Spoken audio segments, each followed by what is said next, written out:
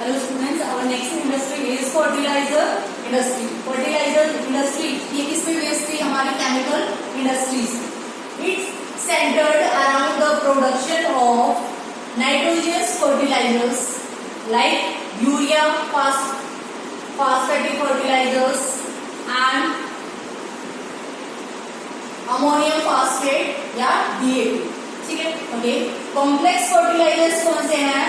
हाँ, ये combination of complex के अकॉर्डिंग क्या है, काफी सारे जो फर्टिलाइजर्स है इसमें कॉम्बिनेशन होगा अलग अलग पार्टिकल्स का. First one is nitrogen, phosphate and potash. Potash is the entirely important. Potash का क्या किया जाता है? एंटायरली इंपॉर्टेंट, यानी कि ये ज्यादा से ज्यादा मात्रा में क्या है, इंपोर्ट किया जाता है, दूसरे देशों से मंगवाया जाता है. India third largest producer of nitrogenous fertilizers. जो इंडिया है नाइट्रोजन फर्टिलाइजर्स में इसका जो रैंक है वो कौन सा है? That one is third. 57 fertilizers unit for nitrogens, 29 units for urea and 9 for ammonium sulphate, 68 other small units for super phosphate. Okay, अब यहाँ पे जो अलग अलग यूनिट्स बनाई है कि नाइट्रोजन के लिए कितनी है, यूरिया के लिए कितनी है, अमोनियम सल्फेट के लिए कितनी है और सुपर फास्फेट के लिए कितनी है. There are different units for different fertilizers. At present 10 public sector and 1 cooperative sector at Hazira in Gujarat. Okay, and now 10 public sector और 1 कोऑपरेटिव सेंटर कहाँ पे लोकेटेड है? हजीरा में. Where is? It is in Gujarat. Under the Fertilizer Corporation of India.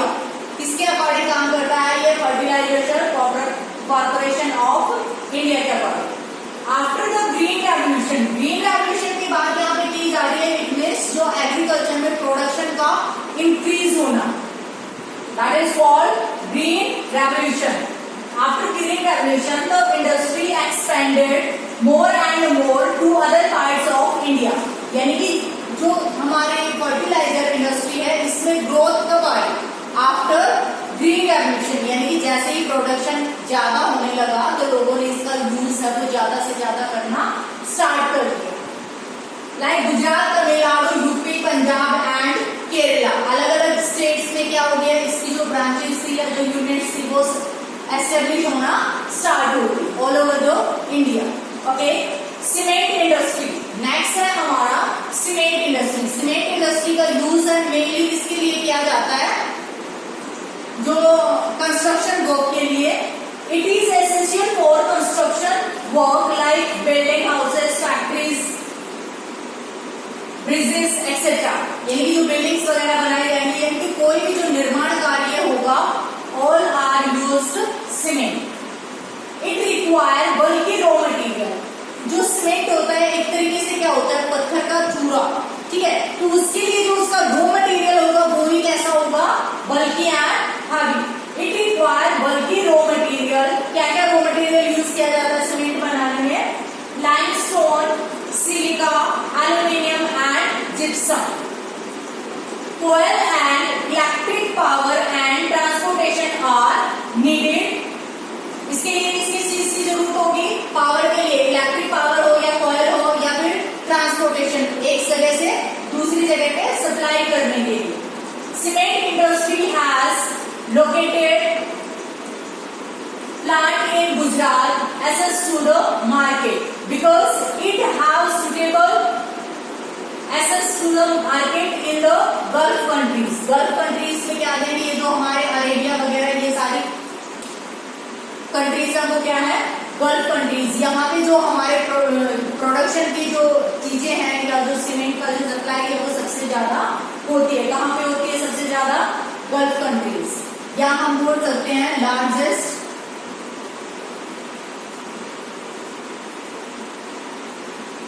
Consumer या larger demand इनकी होती है इसके लिए, सीमेंट के लिए. फर्स्ट सीमेंट प्लांट लोकेटेड कहाँ पे? इन चेन्नई. कब सेट किया गया? 1904 में. But after independence it means 1947 के बाद इट ग्रोस, ये बड़ा, reforms such as the control of price and distribution since 1989 increases. जो इसका जो प्राइसेस के अकॉर्डिंग या जो इसका कंट्रीब्यूशन है वो क्या हो गया, इंक्रीज होता गया। कहाँ पे, किसके बाद, 1989 के बाद। In India 28 large plant, how many plants are there, 128 large plant and 332 mini cement plants which produce a variety of cement. Variety of cements के अकॉर्डिंग क्या होगा कि आपने एडवर्टाइज वगैरह में भी देखा होगा, टीवी वगैरह में, कि इस सीमेंट की पकड़ ज्यादा है, ये अच्छी क्वालिटी की नहीं है, तो इसीलिए क्या है कि वैरायटी ऑफ सीमेंट्स का यहाँ पे यूज किया जाता है। वैरायटी ऑफ जो सीमेंट्स हैं वो प्रोड्यूस की जाएंगी, ये किस पे डिपेंड होगा, रॉ मटेरियल पे, ठीक है। It doing well in term of production and export। ये किस में काम कर रहा है, प्रोडक्शन में, यानी कि जो प्रोडक्शन है इसका डे बाय डे क्या हो रहा है, इंक्रीज हो रहा है, प्लस एक्सपोर्ट, एक्सपोर्ट कहाँ करता है, इन विच कंट्रीज, जो हमारी फॉरेन कंट्रीज या जो गल्फ कंट्रीज है वहां पे इसका जो क्या है, एक्सपोर्ट किया जाता है। उसके बाद हमारा जो नेक्स्ट पॉइंट है that one is automobile industry. Automobile industry इसमें क्या आ जाएगा, इट प्रोवाइड व्हीकल, व्हीकल यानी कि जो ट्रांसपोर्टेशन के अकॉर्डिंग जो यूज किए जाते हैं for quick transport of good services and passengers. किसके लिए सर्विस प्रोवाइड करता है, एक तो मटेरियल्स के लिए प्लस पैसेंजर्स के लिए, लाइक ट्रक, कार, बस etcetera made in different centres in India, ठीक है। यानी कि ये अलग अलग सेंटर्स यानी कि अलग अलग जो इंडस्ट्रीज है वहां पे बनाई जाती हैं, क्या, अलग अलग जो हमारे ट्रांसपोर्ट के व्हीकल्स हैं। After liberalisation many new and contemporary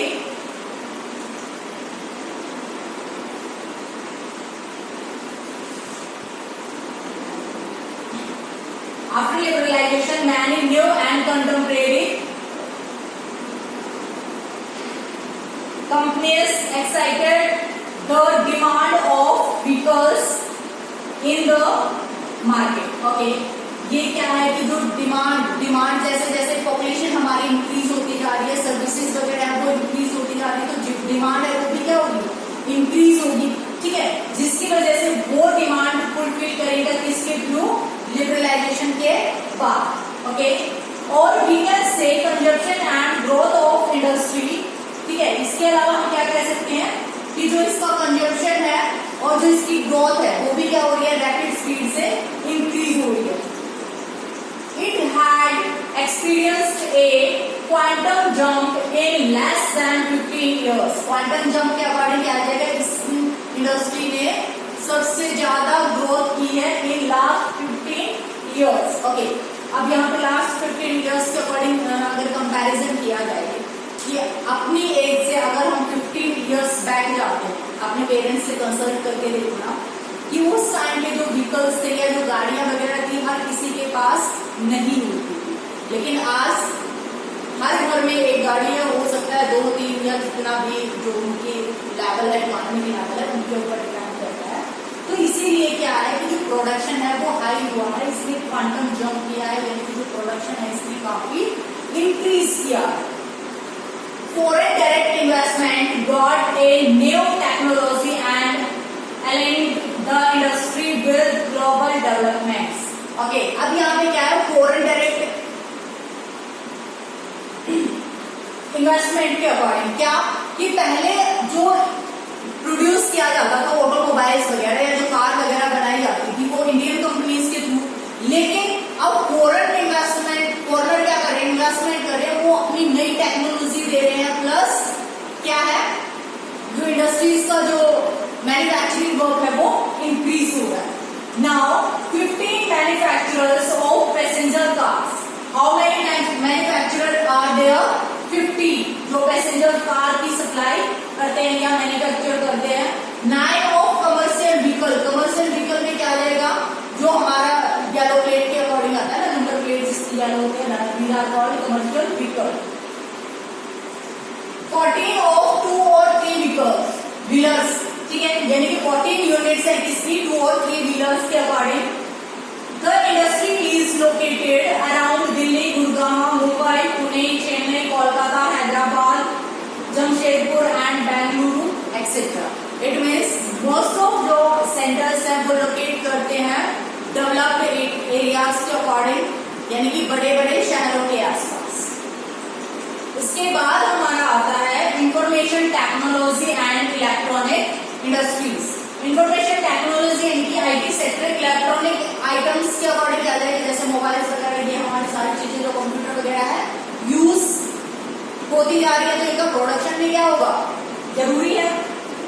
it covers a wide range of products from transistor sets to television. Okay, range change हो गई है, इसका जो प्रोडक्ट है वो चेंज हो गया। पहले जो लोग रेडियो वगैरह अपने पास रखते थे गाने वगैरह के लिए, या जो भी प्रोग्राम एग्रीकल्चर से रिलेटेड आता था, ठीक है, वो किसमें कन्वर्ट हो गया, टेलीविजन। पहले हर किसी के घर में टीवी नहीं होता था, लेकिन आज हर रूम में होता है, ठीक है, तो ये क्या हो गया, ट्रांसफॉर्मेशन। नेक्स्ट है कैलकुलेटर। जो कैलकुलेटर वगैरह रेयरली मिलते थे, अब जो कंप्यूटर है वो या लैपटॉप, प्रेजेंट के अकॉर्डिंग देख के चलो कि जो मोबाइल फोन है हर किसी बच्चे को मिल चुका है। स्टडी के रिलेटेड, ठीक है, रीजन डिफरेंट है but it is fact. Bengaluru, it is called electronic capital of India. इसको क्या बोला जाएगा, electronical capital of India is Bengaluru, या इसको बोला जाएगा सिलिकॉन वैली, ठीक है। अदर सेंटर्स आर, कैपिटल तो ये होगी इलेक्ट्रॉनिक कैपिटल, ठीक है, इसके अलावा जो दूसरे सेंटर वो कौन कौन से हैं, Mumbai, Delhi, Hyderabad, Pune, Chennai etcetera.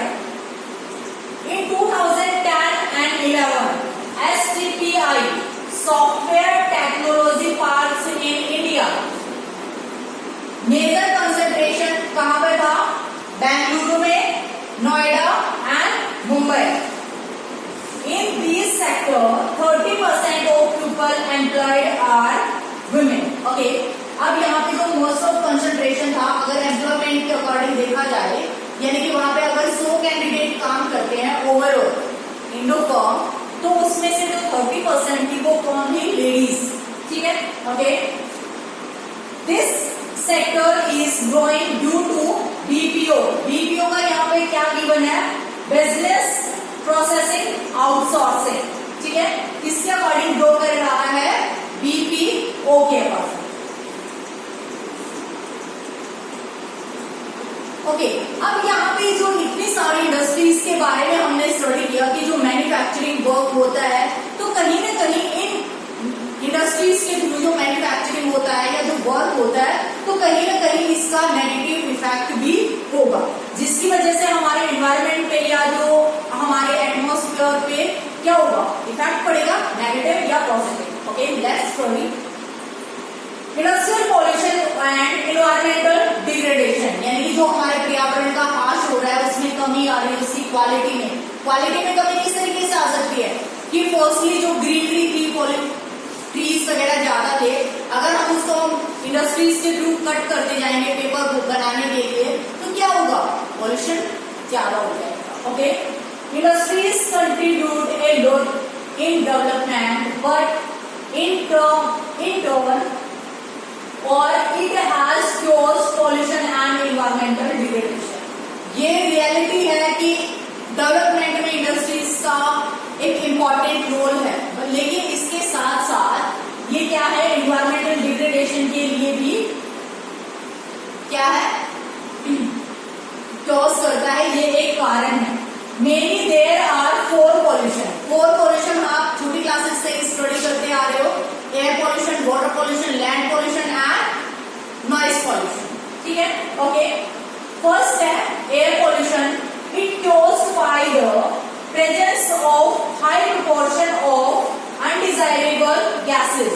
undesirable gases के अकॉर्डिंग आएंगी कि जो gases हमारी रिक्वायरमेंट के लिए अच्छी ना हो, वो कौन कौन सी होगी, sulphur dioxide and carbon monoxide. कौन कौन सी होंगी अनडिजायरेबल, यानी कि हमें तो सांस लेने के लिए डिजायरेबल गैस हमारे लिए कौन सी होगी, O2 ऑक्सीजन, ठीक है।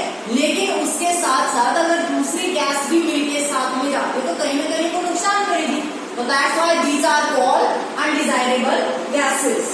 ओके, व्हेन पर्टिकुलर मटेरियल्स कौन से होंगे, सॉलिड और liquid, in the form of, जो मटेरियल्स होंगे किसकी फॉर्मेशन में, डस्ट में, स्प्रे में या मिस्ट में या स्मोक में, जो मटेरियल्स इंक्लूड होते हैं वो ब्रीथिंग के थ्रू कहाँ जाएंगे, इनहेल करेंगे by chemical and paper factories burning fossil fuels, brick limbs यानी कि जो आपकी ईंट बनाने की जो भट्टी वगैरह है, refineries etcetera.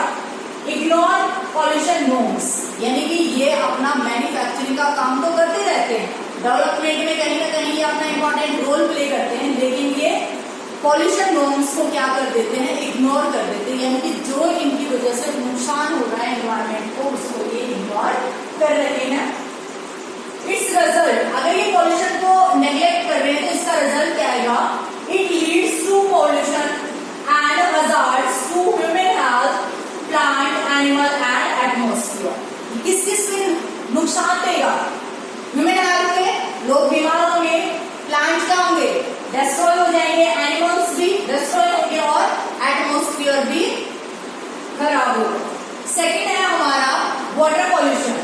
Water pollution it cures by organic and inorganic industrial wastage and effluents discharge into river. इसके लिए फैक्टर्स कौन कौन से होंगे, ऑर्गेनिक भी और इनऑर्गेनिक भी। ओके, इसमें क्या होगा, जो वेस्ट मटेरियल है, इंडस्ट्रीज जिस चीज को बनाती है, जो वेस्ट मटेरियल है वो डंप कर देते हैं कहाँ पे, रिवर्स में। तो वो रिवर फ्लो करते हुए काफी बड़े एरिया को कवर करती है, जिसकी वजह से क्या होगा, वाटर पॉल्यूशन होगा। मेन कल्प्रिट्स क्या होगा, पेपर वर्क बनाया, बल्ब वगैरह बनाया, या chemical, textile, petrochemicals industry, dyeing industries, all these industries के जो केमिकल्स वगैरह या जो वेस्ट मटेरियल सारा का सारा अगर रिवर में जाएगा और वो पानी को हम इंटेक्ट करते हैं, चाहे वो हम एग्रीकल्चरल वर्क के लिए करें, चाहे वो हाउस होल्ड वर्क के लिए, तो वो क्या होगा, not beneficial. Okay, these industries dump substances like dyeing acids, salts and heavy metals. ये क्या करेंगे, इन मटेरियल्स को डंप कर देते हैं कहाँ पे, रिवर में, रिवर या we can say water bodies, ठीक है। Okay, fly ash, phosphogypsum and iron and steel slag are major solid waste in India, यानी कि which are the example of solid wastage in India. So you can write all this. Next है हमारा thermal pollution. Thermal pollution के according क्या आ जाएगा, it occurs when hot water from factories and thermal plants is drained into the reverse and ponds before cooling. Okay, अब कोई भी river है या कोई भी पोन्ड है, इंडस्ट्रीज एरिया में से पानी आया हॉट, ठीक है, वो इसमें डंप अगर कर दिया जाएगा तो यहाँ पे जो एक्वाटिक लाइफ है वो इफेक्ट होगी, ठीक है, लॉसेस को होगा।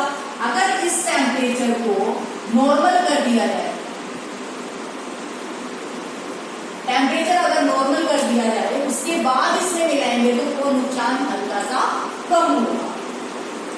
It causes water pollution and bad for aquatic life. जो हॉट वाटर है वो मिला दिया जाता है तो उसके थ्रू क्या होगा, तो पानी का जो पॉल्यूशन है वो तो होना ही है, प्लस वो एक्वाटिक लाइफ के लिए भी बेनिफिशियल नहीं होगा। इसका इफेक्ट क्या पड़ेगा, waste dumped is highly toxic nuclear power plant, ठीक है। Okay, it leads to concerns birth defects, miscarriages and aquatic life. Okay, इसका इफेक्ट क्या पड़ेगा कि जो न्यूक्लियर पावर प्लांट्स हैं या जो न्यूक्लियर के जो अणु हमारे अंदर रहेंगे तो उसमें कैंसर की बीमारी आएगी, या बर्थ डिफीट्स यानी कि बच्चे के पैदा होने या मिसकैरेज वगैरह, बिफोर बर्थ बच्चे की death, all these problems will be had. Okay, अब जो हिरोशिमा और नागासाकी के जो परमाणु बम गिराए गए थे वहां पे आज भी बच्चे अपंग पैदा होते हैं, means they are not fully healthy. क्या होगा, इन टॉक्सिक के कारण से वो आज भी वहां पे प्रॉब्लम क्रिएट हो रही है। नेक्स्ट है radiation between soil and water pollution. It means close relation between that. ठीक है, इन दोनों के बीच में, सॉइल और वाटर के बीच में क्या है, क्लोज रिलेशन है। किस तरीके से, dumping waste on soil. Soil पे अगर कोई भी वेस्ट मटेरियल, ये सॉइल की लेयर आ गई, ठीक है, यहाँ पे डंप कर दिया, इसी के बाद अगर बारिश आना स्टार्ट होगी तो इस डंप में से मटेरियल है वो नीचे कहाँ जाएगा,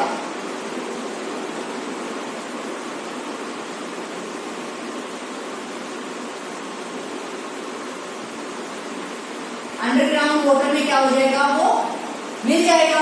ठीक है, क्योंकि बारिश आ रही, रेन के कारण, ठीक है, पानी इसमें मिला और वो सारे टॉक्सिक वगैरह है सॉइल के साथ मिलके, पानी के साथ मिलके क्या हो गया, नीचे पोर्स के थ्रू नीचे चला जाएगा और वो अंडरग्राउंड वाटर को भी क्या कर देगा, पॉल्यूट। ठीक है, इसीलिए बोला गया है कि जो लैंड, सॉइल और जो वाटर है, दोनों के बीच में कैसा रिलेशन है, क्लोज रिलेशन। ठीक है, तो यहाँ पे क्या आ जाएगा, ground water gets polluted. Next है हमारा नॉइस पॉल्यूशन।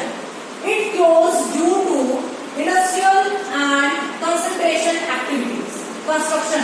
ओके, जो नॉइस पॉल्यूशन है किसके थ्रू होता है, इंडस्ट्रियल जो फैक्ट्रीज वगैरह चलती रहती हैं तो आवाज जो मशीनें पैदा करती हैं तो उसके अकॉर्डिंग क्या होगा, इरिटेशन पैदा होती है। प्लस कंस्ट्रक्शन, कोई भी सपोज करो कि आपके घर के साइड में कोई घर नया बना रहा है या कंस्ट्रक्शन का वर्क वहाँ पे क्या होता है, तो जो मशीन्स वगैरह जो नॉइस पैदा करती हैं या जो ब्रीथ वगैरह एक जगह से दूसरी जगह पे गिरे या सामान है तो क्या होगा, इन सभी से भी नॉइस पॉल्यूशन होता है।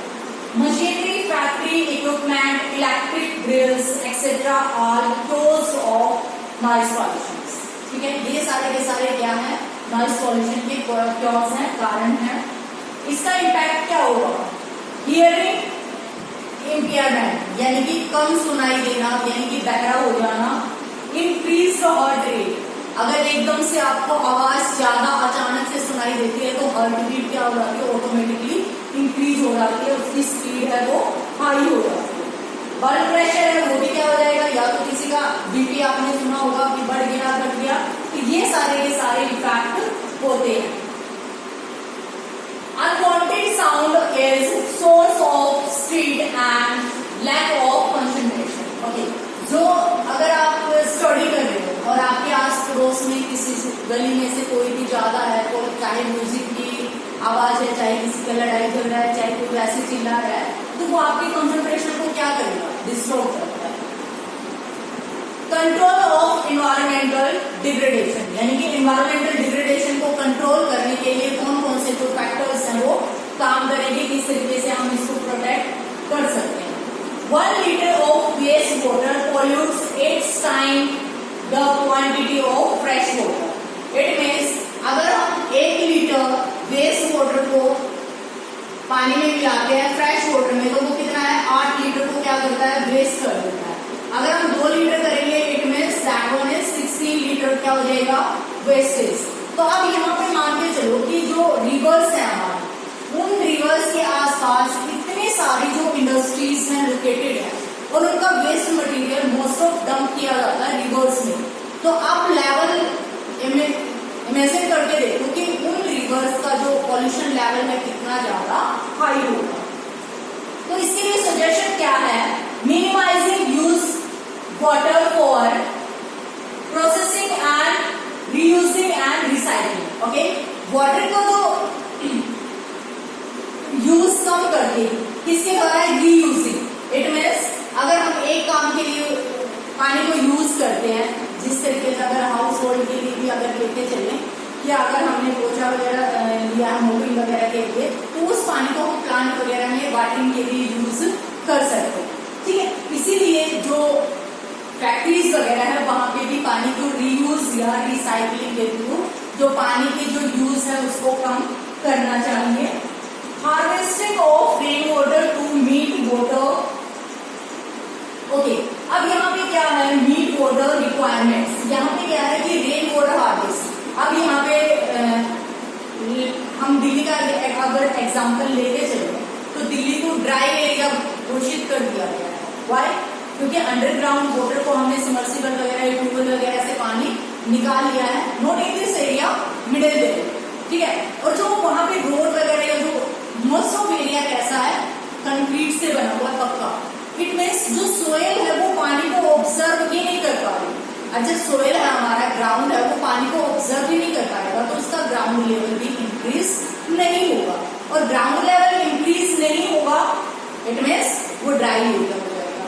ओके, तो इसीलिए बोला गया है कि जो rain water harvest system, it means जो हमारी छतों पे पानी इकट्ठा होता है या जो गलियों में इकट्ठा होता है, तो उसको ऐसे ही नदी नालों में ना बहाकर क्या करना है, डंपिंग करके उसको स्टोर करना, ताकि हमारा जो ग्राउंड वाटर है वो इंक्रीज हो पाए।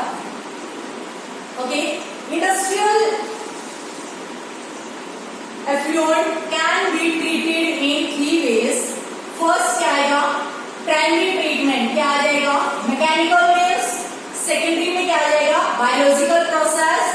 थर्ड में क्या आ जाएगा, biological, chemical and physical processes.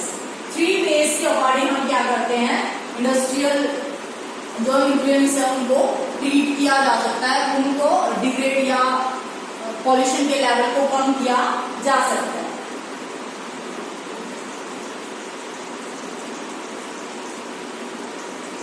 Next है, जो इन्वायरमेंटल पॉल्यूशन को कंट्रोल करने के लिए एनटीपीसी का एक इंपॉर्टेंट रोल है। It is a major power providing corporation in India. क्या है, major power providing corporation in India. It has 150, sorry that is not 150, this one is ISO certification for EMS 14001। इट मीन्स EMS यहाँ पे क्या आएगा, environment management system, ठीक है। Okay, the corporation has proactive approach for preserving the natural environment and resources. ये क्या करेगा, प्रोएक्टिव अप्रोच करेगा किसके लिए, जो नेचुरल एनवायरमेंट है या जो रिसोर्सेज है उसको प्रोटेक्ट करने के लिए। इसके लिए क्या आएगा, first optimum utilisation of equipment, adopting least techniques and upgrading existing equipment. Next है minimising waste generation by maximise ash utilisation, यानी जो एश वगैरह जो वेस्ट मटेरियल वगैरह उसका ज्यादा से ज्यादा यूज करके providing green belts for nurturing ecological balance, यानी कि ग्रीन बेल्ट घोषित कर देना कि इस एरिया में कोई भी इंडस्ट्रीज नहीं डेवलप होगी, ताकि वहां पे जो इकोलॉजिकल बैलेंस है वो अच्छे से सर्वाइव कर पाए। Reducing environmental pollution through ash pond management, ash water recycling system and liquid waste management, यानी कि वेस्ट मटेरियल को रिसाइकलिंग वगैरह करके उसको रिट्रीट करके भी हम पॉल्यूशन के लेवल को कम कर सकते हैं। Ecological monitoring, reviews and online टेक्टोस managemental for all its power stations, ठीक है। तो ये सारे जो प्रोसीजर्स अपनाए गए हैं एनटीपीसी के अकॉर्डिंग। Okay students, your chapter is complete. In our next class we are going to start our next chapter. Thank you.